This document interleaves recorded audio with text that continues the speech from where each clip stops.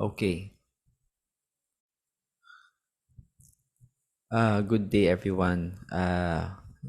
This is a short lecture about different qualitative research designs.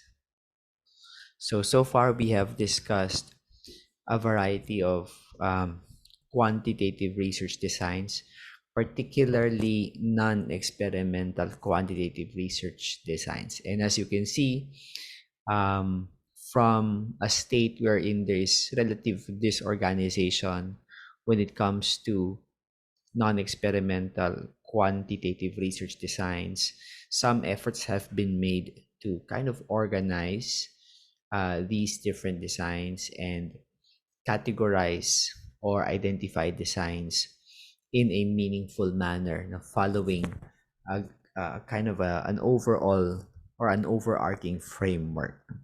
Now, when it comes to qualitative research designs, unfortunately, I cannot say the same thing.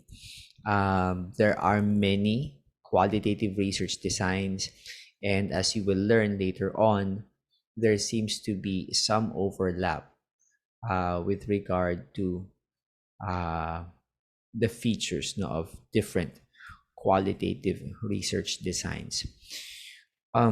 Qualitative research designs have wait, what's going on? Okay. All of them employs different philosophical assumptions, different strategies of inquiry. Um, Usually, although not exclusively, they are utilized now for by researchers who typically are constructivists or coming from a constructivist paradigm.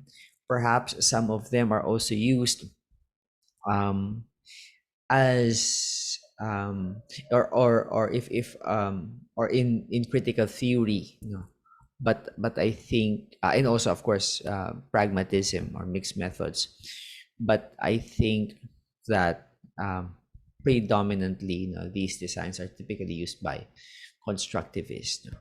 um, so just to give us or just to remind us about what constructivism is,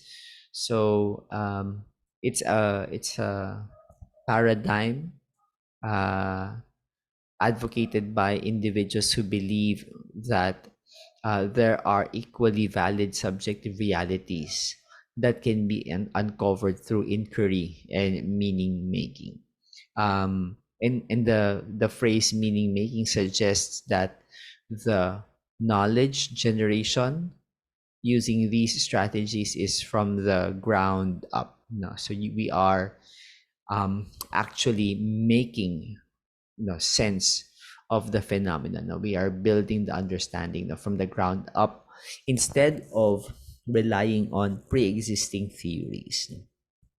Qualitative research methods utilizes different methods for data collection, um, analysis, and also interpretation uh, compared to quantitative research. And it heavily relies on text or image data. At yun ang kalimitang unit of analysis sa qualitative research. Whereas in quantitative research, of course, we want to understand about variables, about constructs, and a way to understand these constructs is to represent them, sometimes numerically or categorically. Pero, of course, in qualitative research, the unit of analysis is that of text or even sometimes images. No? Um, and there are, of course, specific approaches and strategies to execute, carry out qualitative research. Okay. Now, there are many specific designs, and what we're seeing here on the screen are some of the terminologies. Although this is not exhaustive, there are other designs. No? But here are some of the designs that are relatively popular or the designs that I have encountered to some extent. So these are descriptive, qualitative research design, phenomenology, and then also there is interpretative phenomenological analysis, or IPA, which is rather popular. And then there's also grounded theory. There is narrative research. There's also consensual qualitative research, case study, ethnography, auto ethnography. Aside from these, on the top of my head, there's also discourse analysis, and probably other variants of the qualitative research. But like what I said, no, what I find a bit challenging with these designs is that there seems to be no overarching organization or framework. Unlike experimental designs or non-experimental research designs, at least there is a proposal from Johnson on how to organize them. But for qualitative research, um, it seems that each of these research designs or set of methodologies are kind of a standalone, or kind of appreciated as it is, and they're typically not, well, yeah, to some extent they are compared to other types of designs, but there really is no kind of strong delineation, when descriptive qualitative research is applicable or when phenomenology is applicable. um yeah, so wala masyadong, I guess merong specifications, no, when this is useful, pero parang walang definitive na boundaries. Or at least that's my perception of the current state of research designs, qualitative research designs. For the most part, because there are too many and we cannot cover them all, I will be focusing on the ones that are highlighted. So descriptive, qualitative research, and then phenomenology. Siguro will just merge the phenomenology and interpretative phenomenological analysis, and then finally, grounded theory. Okay. So what are the common characteristics uh, of these qualitative research design? So number one, data is collected in a natural setting. Okay. Like what I said, the data or the unit of analysis is typically text. So of course, those texts come from expressions of individuals. So you literally have to talk to your participants, um, in a natural environment, to be able to collect the necessary data. The researcher is the key instrument. Yeah, so data is collected through examining documents, observing behavior, or interviewing participants. Yeah, and all of these data will not be possible without the active participation of the researcher. So talagang the data is, or yung data collection, malaking accountability ang researcher na pagdating sa data collection. Qualitative research build patterns, categories, themes from the bottom up. Yan. By organizing data into increasingly abstract units of information. So we're literally constructing knowledge, so to speak. It focuses on learning the meaning that the participants hold about the problem or a issue. Of course, the depth of the meaning would vary. So some types of analysis, some types of design are ideal for uh, for unraveling or discovering patterns, categories, and themes that are kind of basic. No?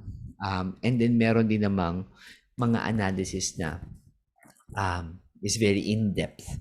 No? At talagang they want to know yung talagang meaning-making ng mga participants about the phenomenon or about the phenomena that researchers would be interested in.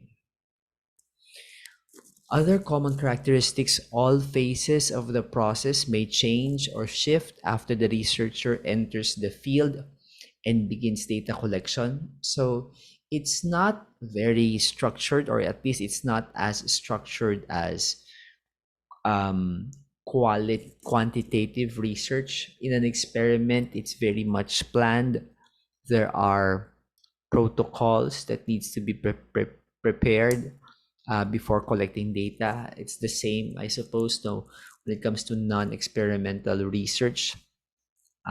Pero there's more fluidity and more flexibility, when it comes to qualitative research.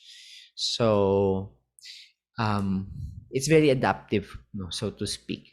Yeah. So if things are not working out, or if all of a sudden the researcher realized that there is a more important, a rather more urgent objective to address, then that can influence the data collection, even in the middle of the data collection. Qualitative researchers uses a theoretical lens to view their studies,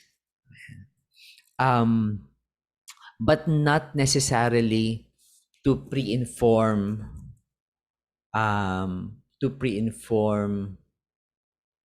knowledge, no? Although merong mga research design that relies on theory to as a kind of a parang pre-organization scheme. Pero for the most part, like what I said, the ground up yung approach. Researchers make an interpretation of what they see, hear, and understand from the data. So not only is the researcher the main instrument for collecting data, but the researcher is also the main tool for analyzing data. Well, ganun din naman sa quantitative research, no?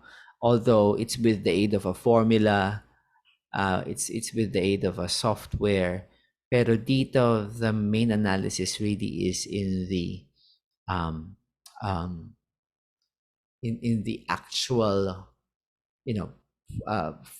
attempt to find patterns, the actual interpretation, the actual labeling, the actual categorizing, that is a byproduct of a researcher's cognitive processes.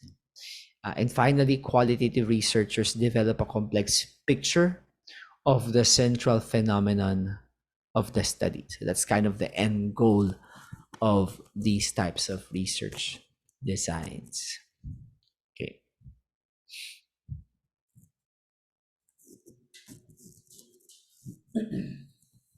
Okay. So as I have said a while ago, we will focus on 3 qualitative research designs, and these are namely grounded theory, phenomenology, and descriptive qualitative research. Okay, so let's begin with grounded theory. So grounded theory was developed by Strauss and Glaser, and generally it is described as inductive and ground up. So we are building from the ground up. Essentially, we are building knowledge from scratch. And what is the goal? The goal is to generate a theory based on people's experiences, which is our data. Okay, so that's why it's called grounded theory. So the if your goal, if what you want to do as a researcher is, here is a phenomenon that we don't know, or that nobody has described. It's a rather new phenomenon, and people don't understand its dynamics, how it works. Then that's where a grounded theorist can come in and say, okay, so let's try to capture this phenomenon. Let's document it. Let's talk to people. How do people experience this phenomenon? And the ultimate goal is to come up with an explanation of how this new phenomenon operates. So that is the goal of grounded theory. Okay. So we also grounded theory asks, how do people make sense of the social phenomena or phenomenon, and how people work to resolve their dilemmas? Okay. In grounded theory, assumptions should not be made by the researchers, but should be made, and the researcher must remain neutral. One typical um, one typical thing that we want to avoid in, I guess, any kind of qualitative analysis, especially for grounded theory, is any preconceived notions or any biases of the researcher. So there is already caution as early as now that if you will conduct grounded theory, you shouldn't assume that you know anything. No, in fact, um, some scholars would go as far as saying that if you're gonna do, grounded theory or phenomenology, you really have to be your most, for the lack of a better term, your most stupid version. No, you shouldn't assume that you know anything. So you're coming into the analysis na talagang wala kang alam. No. Um, so grounded theory is useful for researchers who are interested in phenomena that is barely understood and that has limited studies, as I have said a while ago. Okay. Now, there are some features of grounded theory or the grounded theory process. Okay. So the first one is openness. Openness throughout the research process. So what does openness throughout the research process mean? It means being sensitive to what is happening in the research in its all many aspects. The emphasis may change or evolve as the study proceeds. So it's possible that I come in with a specific objective. It's possible that coming in, I thought that it's this phenomenon that I want to understand, but in the middle of the data collection, you might realize that um, there is a far more interesting phenomenon that you have to understand. Yeah, so it can evolve, yeah, and we are open to those kinds of changes. And openness also in the sense that the researcher reflects about his motivations and how they may influence data collection, analysis, and findings. Yeah. So merong sense of, in some literature, ang tawag dito ay reflexivity. No? So constantly ini-evaluate ng researcher kung ano ba ang kanyang mga motives at ito ba ay may kinalaman or makaka-impluwensya sa kanyang pag-analyze ng data, pag-collect ng data, at pag-report ng mga findings. Next aspect or feature of the grounded theory process is immediate analysis. Yan. So data analysis commence even as the data is still being collected. Yan. So unlike some designs wherein, okay, let's interview people, let's wait until we have interviewed 10 people before we start transcribing the interview, reading the text, analyzing the text. In grounded theory process, because we want to be sensitive, we want to be open, as soon as data is available, we begin the analysis. And in fact, it's crucial because the initial analysis can inform succeeding data collection. There are many things that we can learn from early analysis. We can learn perhaps that our questions are not good enough, they're not eliciting the necessary information.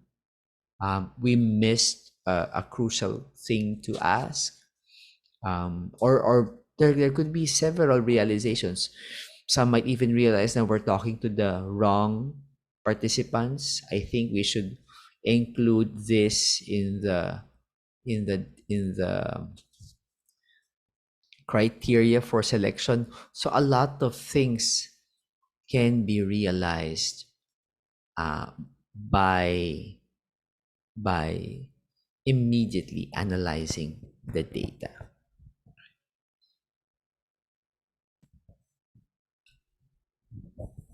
Okay. Other features of grounded theory: coding and continuous comparison. So coding is the process of breaking down data to smaller components and labeling them. And so for example, we already have our transcribed interview. In every expression or in every response of the participant, it could be a lengthy response, and a lengthy response means that it contains several ideas. So part of coding is splitting or identifying those many ideas in a single response, splitting them and labeling what they mean. Okay. There are three layers of coding in grounded theory process. The first layer is open coding, which is kind of a more relaxed, more casual annotating attempt at annotating the document, followed by a more selecting or selective and focused coding, and finally the highest level, which is theoretical coding. And then part of coding is comparing data with data, case with case, event with event. So there are many types of comparisons. Comparisons are made to identify similarities. Comparisons are made to identify differences, inconsistencies, consistencies, and um, other types of patterns. And then eventually, the codes are combined to form categories and concepts, and more than that, to identify the link relationships or interactions of these concepts. Fourth aspect of grounded theory process is memo writing. So what is a memo? A memo is a written or memo is written to identify emerging patterns. Yeah. A memo also serves to document and organize your thinking. So as you're analyzing data, you have a notebook, and um, you can take this as kind of a journal. So you're documenting uh, the things that are emerging, and most importantly, as part of our reflexivity, we document our thought processes, um, and this is a great tool, to not only not only be sensitive and be reflexive about your biases, but also documenting the emerging patterns in our data. So, nabanggit ko na kanina, no? Reflexivity. The researcher reflects upon his or her own biases and brackets them to maintain integrity. To bracket means that the researcher sets it aside. Yeah. So of course, it's easier said than done, but the idea is that bracketing means that you are interpreting the data um, in a rather, or at least, as much as possible, in an objective manner, and that your biases do not influence your interpretation. And then we also have what we call as theoretical sampling. So what is theoretical sampling? So theoretical sampling is informed by initial analysis. We said a while ago that in grounded theory, we analyze the data as soon as we have initial data. Eventually, emerging patterns are noticed. And based on this initial analysis and the patterns that we are seeing, this will be the basis for the selection of additional participants. But how will these additional participants be different?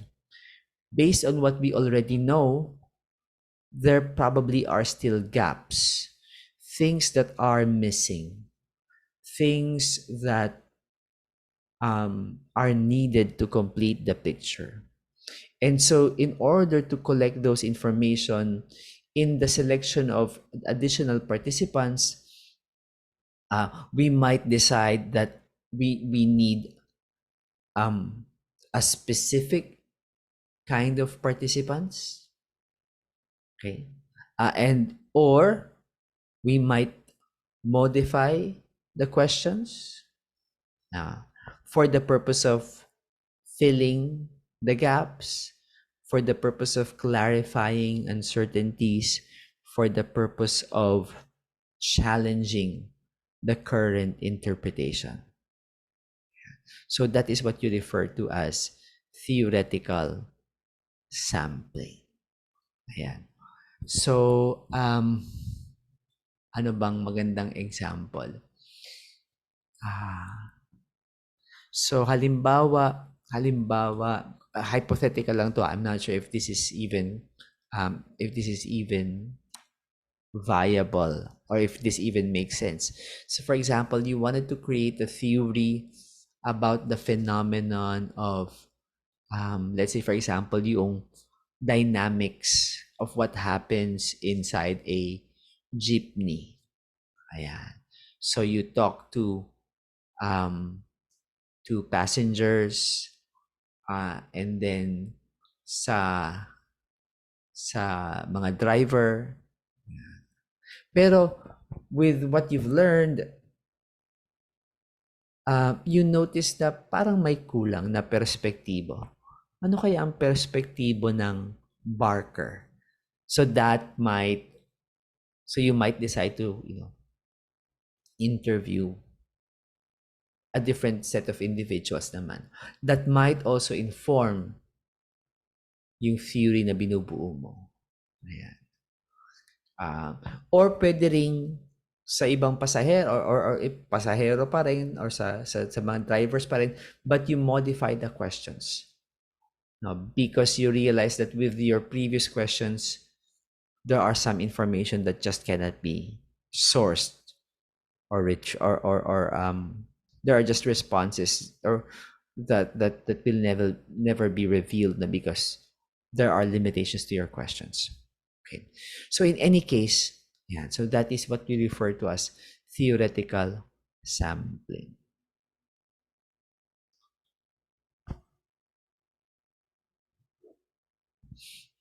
Okay. And then we have theoretical saturation.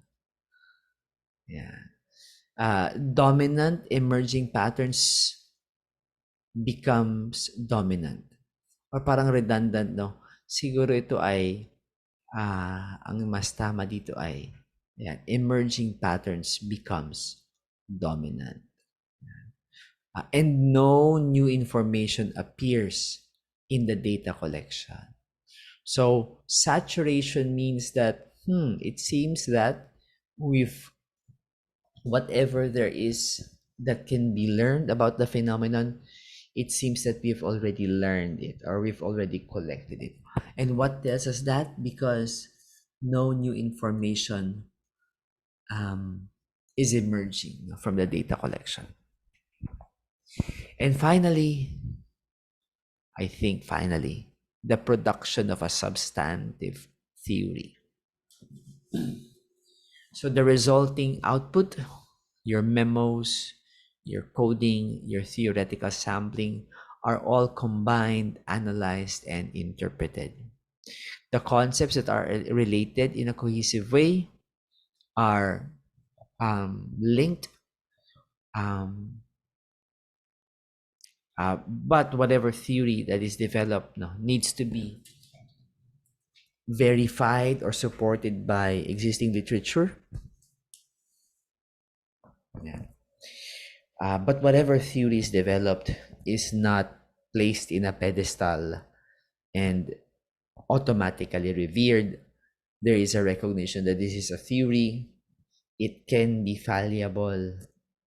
It can be true only for this specific context, but no longer applicable to a different context. And therefore, whatever theory that is developed is never completely final. Yeah. Of course, one option would be to confirm the theory or to find evidence for the theory using a more quantitative and post-positivistic design. But even if you use or even if you use qualitative designs, that it's possible to to challenge and to determine or to test the veracity of the developed theory. Pwede ring, there could also be an attempt to improve the theory. So there. So I hope that you have some idea about grounded theory. To be honest, these designs, it's difficult for an instructor like me to kind of describe these designs, and I don't expect you to really learn these designs simply from these lectures.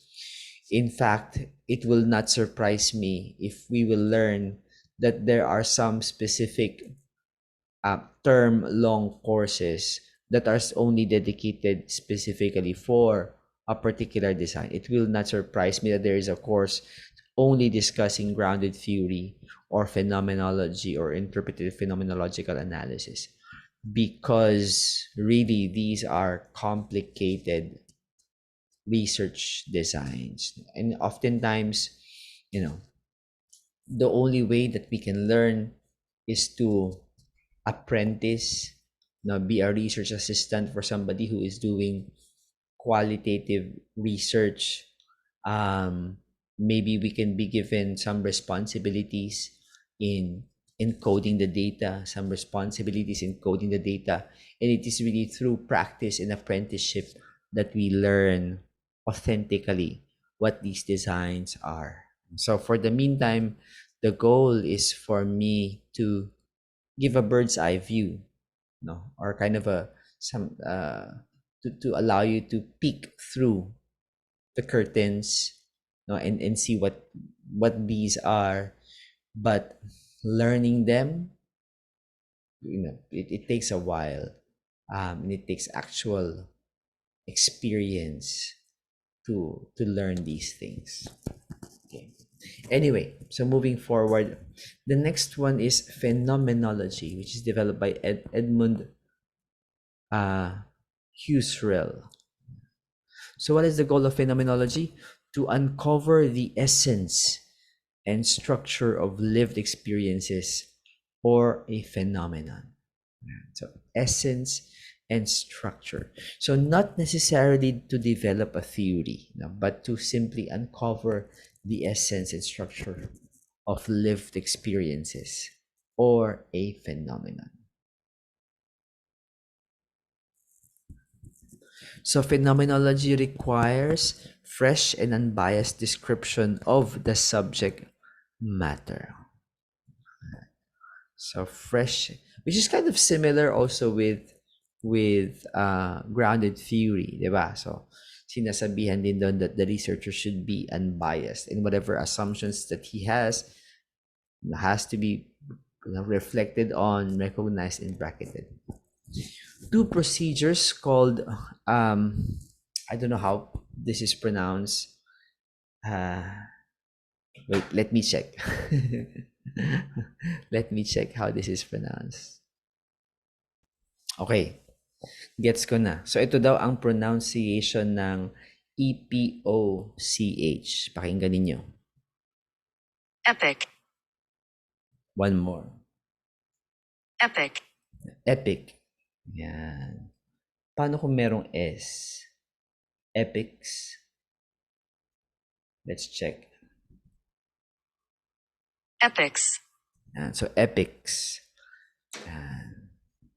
So there are two procedures called epics.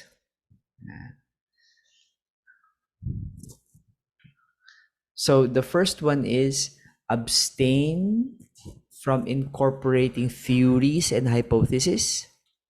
Yan. So that means to say that phenomenology is pre-scientific. Yan. So it's before theories. Yan. It's a return to the phenomena as they are lived. Yan. Not phenomena as they are explained by quote-unquote experts or scholars, but phenomenon as they are experienced by the individual. So do not incorporate or do not rely on theories. And secondly, abstain from assuming what exists. Yan. So focus on the subjective meanings and subjective performances. Okay. So ano talaga? So these are abstentions from influence. You're abstaining from things that can potentially influence your interpretation, no. And really focus on how or really focus on the experiences of the individual, and especially what these experiences mean for the individual. And similar to grounded theory, we do this, or this process is done through bracketing. But again, I suppose it's easier said than done. No? Mas madaling sabihin na mag-abstain from incorporating what you know from our theories, or abstain from making assumptions of what exists. But that is the goal. Another feature of phenomenology is intuition of essence, the eidetic reduction. Yeah. So what does this mean? Intuition of essence. What do you mean by essence? Ano nga ba yung essence? What is the essence of a woman? When you say essence, ano ibig sabihin niya? Parang essence is kind of ano ba? It's a feature of something, of someone, which makes it. Okay. So, halimbawa, what is the essence of a tree? So, think of a feature of all trees in a way that if you remove this feature, they no longer become a tree. Isa-isahin nating tanggalin. So imagine a tree. Kapag tinanggal ko ba ang dahon ng puno, hindi na siya puno. If the answer is no, then leaves are not the essence of a tree. Kapag ba tinanggal ko ang bark ng puno, hindi na ba siya tree? If the answer is no, then the bark is also not the essence of a tree. So, I really don't know what the essence of a tree is. But whatever it is, the moment that you remove this feature of a tree, it no longer is a tree. Whatever that is the essence of a tree. And so in our in our experiences may mga ganun din, no? And that is the goal of phenomenology, to uncover these things, uncovering the essential features of an experience. What makes something what it is? Yeah. And how do we do that? No, by imagining something in all of its variation. A tree without a leaf, a tree without a bark, a tree without roots, a tree without branches, a tree without a trunk, a tree without a nest, and figuring out what is essential and eliminating what is accidental or incidental. So going back dun sa halimbawa, we wanna understand the experience of a commuter. Although I'm not sure if this is if this is a psychological experience at all, no. Pero yung commuter sa isang tren, ayan. So ano yung essence of it? Ano yung essence of the experience? And we learn that by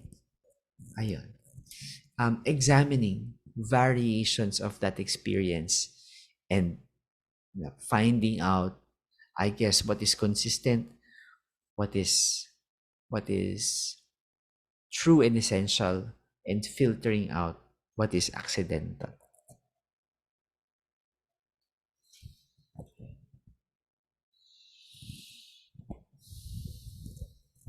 Next, intentionality or intentional analysis.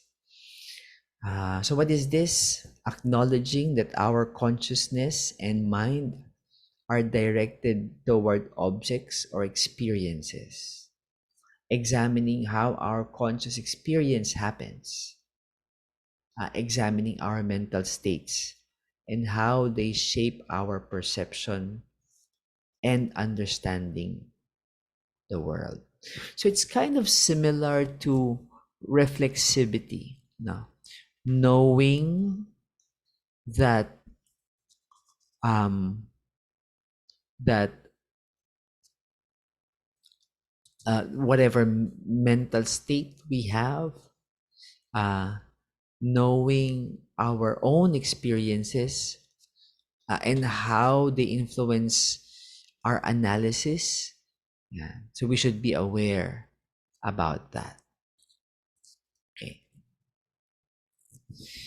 And then, yeah, the life world. No, the intentionality of our mental life is contextualized by the collective and individual person's determinate past, the present, and the yet to be determined future. Masyadong malalim, no? Ulitin natin. The intentionality of our mental life is contextualized by the collective and the individual person's determinate past, present, and yet to be determined future. And I wish I can expound further, no? Pero it's also a challenge for me. No? And so maybe that's one thing that we can do for now is to ask ChatGPT. No? Tanong natin si ChatGPT kung ano bang ibig sabihin nito. Oh, wait lang. Itanong ko si ChatGPT habang nandito pa tayo. Okay, so ito ang sabi ni ChatGPT. Sana maintindihan natin. In phenomenology, the term life world refers to the subjective and immediate world of ordinary everyday experiences. It encompasses the totality of one's personal and social reality, including perceptions, meanings, beliefs, and values. The life world is the background against all experiences and phenomena are given meaning. Ayan. So it's the context. So ibig sabihin pala is if we want to understand a particular phenomenon, we cannot understand a phenomenon in a vacuum. Okay. If you want to understand, for example, yung example natin kanina, no? Ano yung experience and meaning making ng mga um, pasahero, commuters ng tren, ng train system, LRT, MRT. But we have to consider in understanding that phenomenology the background. At ano ba yung background? Posibleng these individuals ride the train system for different reasons. Some do so to get to work, some to some extent, or at sometimes they do so to go home. At marami pang iba. Konteksto rin, let's say for example, ang government, because this is a um, public transportation. Siguro konteksto rin yung possible corruption, no. So kumbaga marami, no. Hindi tama nga, hindi mo maiintindihan lamang ang phenomenon na ito, no, in a vacuum. So let's continue. Let's take a practical example to understand the concept of life work. For example, going to a cafe for coffee. Yeah. So background of the life world, no. Imagine that you decide to go to your favorite local coffee and have a cafe to have a cup of coffee. The life world background includes the familiarity of the neighborhood, the sounds of the city, the general ambience of the area, your past experience in the neighborhood, the people you may encounter, and your overall sense of comfort and familiarity and contribute to this background. Kaya kanina sabi ay the past, the present, and even the future. The future is also a context. Ayan. So, konteksto ng pagiging commuter ang halimbawa ang kanyang pangarap na in the future ay magkaroon naman siya ng sariling sasakyan. Konteksto yun ng pagiging commuter. Pre-reflective experience. Yan. As you enter the cafe, the immediate sensory experience becomes a part of your pre-reflective consciousness. The aroma of the coffee, the warmth of the air, the sounds of conversations, and the barista's greeting all form a seamless and pre-reflective experience. You engage with these sensory perceptions without necessarily reflecting on them consciously. Yeah. Meaningful context. Within your life world, the act of going to the cafe for coffee carries personal meaning. It might symbolize a break from routine, a social activity, a moment of personal indulgence. Kayo, ano bang, when you go to a cafe, ano bang meaning nun sa inyo? Ako pag pumapasok ako, dumadaan din ako sa Starbucks. Pero ano nga bang meaning nun para sa akin? Parang napakababaw, no? Parang routine lang. Parang Actually, parang to me, it's kind of a personal joke. It's kind of a, okay, I work in LaSalle. I'm with, I'm with LaSalle peeps. So I'm gonna go to Starbucks and gonna buy my Americano. It's kind of a personal joke to me, actually. Now that I come to think of it, it's I'm kind of making fun of myself. I don't know if you understand it. Because normally I wouldn't buy expensive coffee. Um,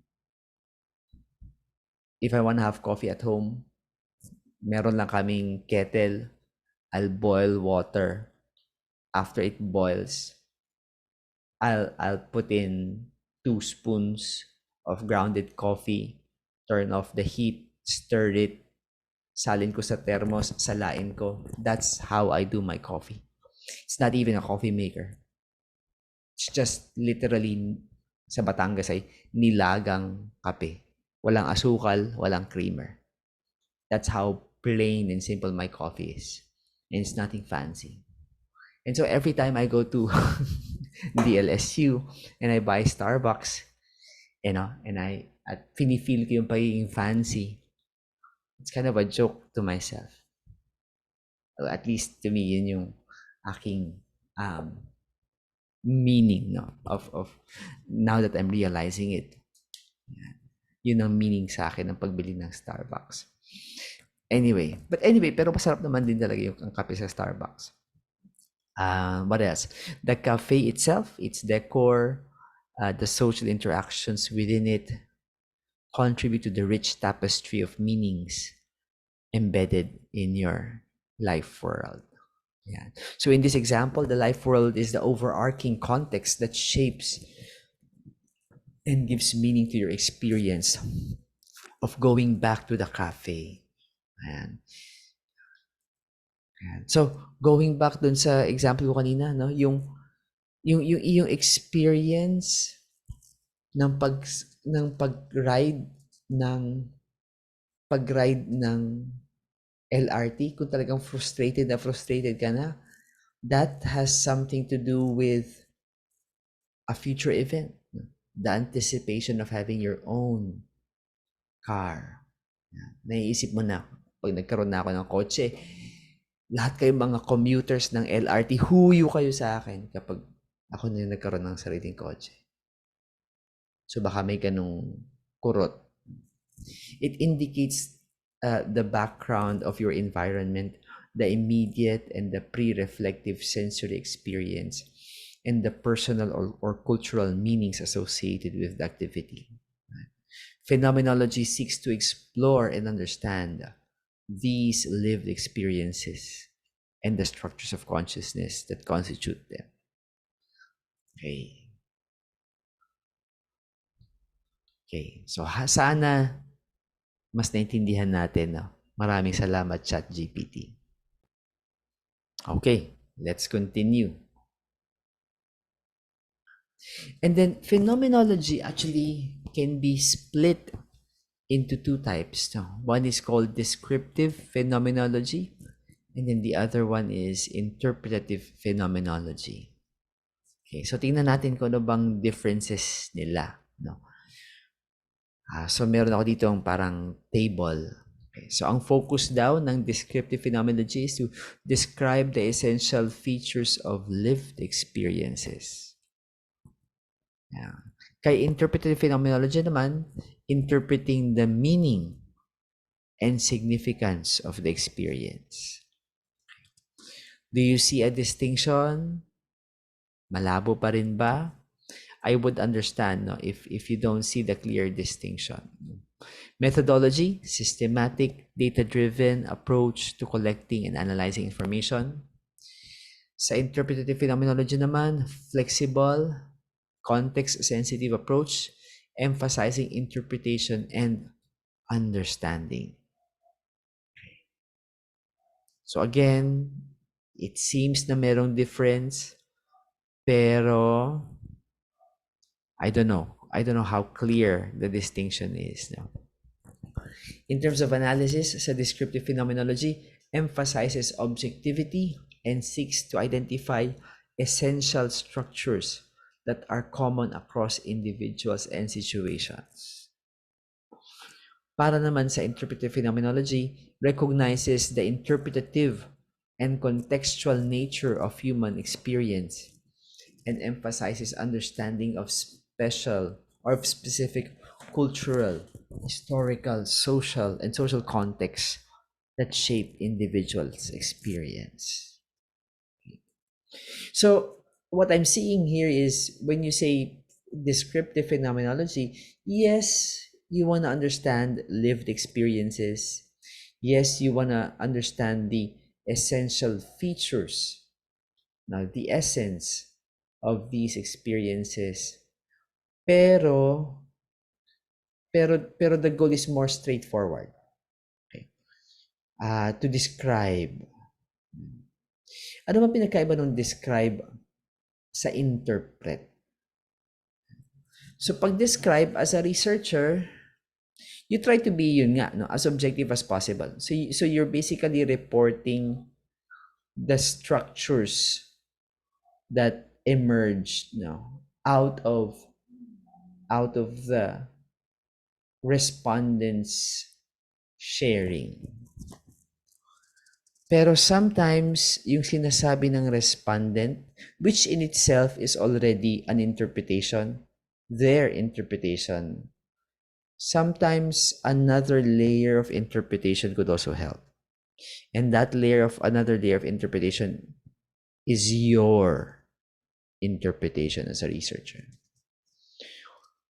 Okay, so pwedeng may sinasabi yung participants, but you also add your own filter and your own lens and your own meaning making. Kaya nga, itong interpretive phenomenology, oftentimes the analysis is referred to as double hermeneutic. As, two layers of interpretation. The participants' responses themselves are already an interpretation, and those interpretations are further interpreted by the researcher. Okay. When it comes to research question, ask questions like what is the structure of this experience? What are the essential features of this phenomenon? Whereas for interpretive phenomenology, ask open-ended questions like how individuals make meaning of their experiences, or what are the cultural, historical, and social factors that shape people's experience. And finally, in terms of hermeneutics or interpretation, takes the empirical approach, seeking to identify and describe essential structures without imposing pre-existing theories. Whereas dito naman sa interpretive phenomenology, emphasizes the importance of interpretation and understanding, recognizing that human experience is inherently interpretative and that meaning is shaped by cultural, social, and historical context. Okay. So those are the distinctions. But I completely understand kung this is a bit cloudy and we don't see the clear delineation. And that's why I told you na talagang mahirap aralin ng mga designs na ito. And parang clearly understanding this would require really first-hand experience doing these types of research. Okay. And finally, what I think is the simplest among the three: descriptive qualitative research. So it's simple because it's basically a summarization of specific events experienced by the individual. At the end of the day, what you are trying to understand, or what you're trying to, or the patterns that you want to be revealed in your analysis are not themes, are not interpretations, but merely classes and categories. In my dissertation, one of my research question is, what are the motivational problems that respondents experience? And that kind of question is very simple. What are the motivational problems experienced? So the output or the possible answer to that straightforward question could simply be categories of motivational problems. And that's exactly what I did now for my dissertation. So part of my initial study is to conduct a descriptive qualitative research, trying to summarize the motivational experience by the respondents and categorize them into specific, you know, categories. The researcher sticks with the data at face value, does not require high abstraction, does not require interpretation, in least theoretical approach. They may have overtones of other qualitative research methods.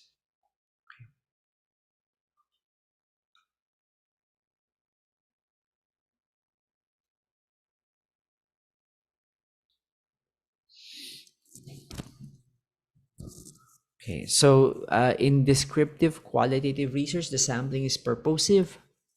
The data collection, minimal to moderate, structured, open-ended. So pwedeng ganun, no? Pwedeng structured. Like in my short interview, very direct ako. And so have have you ever experienced a decline in motivation? If you say yes, what do you think caused the decline in the motivation? Um and then sasagutin na ako, no? It could be the data collection could be, with individuals or a group in the context of a focus group interview. Data collection also may include observations, examination of records, reports, both photographs and documents. So pre-exist archives basically can be analyzed using descriptive qualitative research. Even print materials, no, novels, magazines. Dati, nung uso pa ang Friendster. No, so my friend studied parang representations of the self. But instead of how I represent myself, how others represent me. Yan. And during that time, ang available na social media ay Friendster. At kung familiar kayo sa Friendster, um, merong feature ang Friendster na tinatawag na testimonial, wherein my friend can go to my wall and write a testimonial for me, describing me as a person. I don't know why that feature is not used by Facebook, but I think that would be nice. Yeah. So, kung meron kang gustong magandang sabihin sa akin, ayan. So, you can write a testimonial for me. I will approve it. And then that would appear on my page. So, other people can read what other people think about you. No?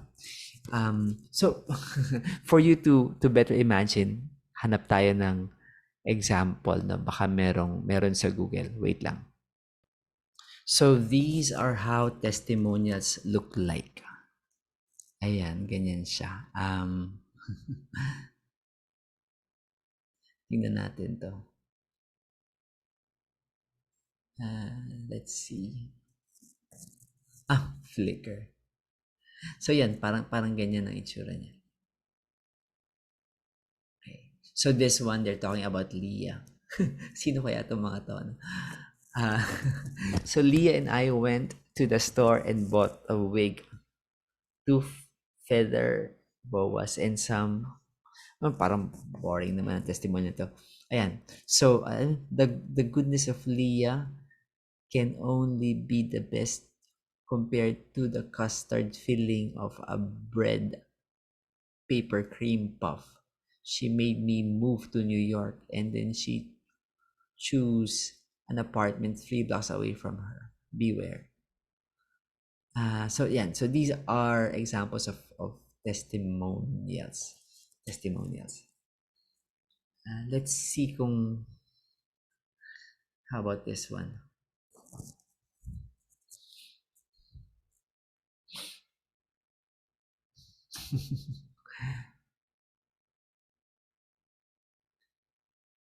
Oy, Chong.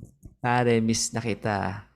Naalala mo pa ba si Rels 3, prof natin, na pag sinuntok mo daw, kaibigan mo? Anyway, kaya susuntukin kita, pre. Pre, wag kang magbabago dahil kahit ganyan ka, masarap ka pa rin kasama. And etc. etc. Anyway, so why am I showing you this? So my friend wanted to examine self-presentations. So what he did was to actually collect data from those public testimonials. At yun yung material na inanalyze niya. Yeah. Okay. Oops, sorry. And then, so ayan. So when do we stop? Parang similar, no? We stop recruiting participants when there is also data saturation, which I explained kanina. So the data analysis is purely data-driven, in that codes are generated from the data and in the course of the study. And data presentation, straightforward descriptive summary of how the data is organized depends on the researcher's logic. In fact, may mga tipo pa nga ng descriptive qualitative research that are kind of quantitative, in the sense that not only am I creating categories, but also counting the number of responses that fall under that supposed category. So may ganung version ng descriptive qualitative research. Okay? And so yan yung tatlo na that we will focus on. Qualitative descriptive research, phenomenological research, grounded theory. And here is a cross tabulation of their similarities and differences. Okay, so just to recap, so the goal of goals, let's compare them. For qualitative descriptive research, to simply provide a detailed description of a phenomenon or experience. Sa phenomenological research naman, uncover the essence and structure of lived experiences or phenomenon. At sa grounded theory, develop a theory or model that explains the phenomenon or process. So ito ay basic description. Ito ay description of the essence, so mas malalim, and structure. At ito naman ay hindi lamang description pero ano yung mechanisms. Level of abstraction sa qualitative descriptive research is low, higher in phenomenological research, and highest in grounded theory. Data analysis, typically descriptive research is analyzed using content analysis. Sa phenomenological research, thematic analysis or interpretative thematic analysis. Sa grounded theory, an iterative and constant comparison approach. What these are, we'll talk about in our next lesson. Qualitative descriptive research in terms of sampling, purposive or convenient sampling. Sa phenomenological research, purposive or theoretical sampling. Sa grounded theory, theoretical sampling. In terms of data collection, sa qualitative descriptive research, we can use structured or semi-structured interviews, surveys, focus groups, or even pre-existing documents or archives. For phenomenological research, we can use in-depth interviews with phenomenological reduction or bracketing. And then sa grounded theory, observations, interviews, or even documents. In terms of the role of researcher, sa qualitative descriptive research, the researcher has less directive role and aims to remain objective. Sa phenomenological, the researcher must bracket their own experience and assumptions to uncover the essence of the participant's experience. At sa grounded theory, the researcher takes an active role in developing the theory or model, aiming to be open to emerging data and theoretical insights. And finally, how do we validate what we have learned? For qualitative descriptive research, we can do member checking, peer debriefing, triangulation. What these are, we will discuss them in our next topic. And then for phenomenological research, bracketing, rich and thick descriptions, triangulation, member checking. And then grounded theory, constant comparison, theoretical sampling, peer debriefing. All right.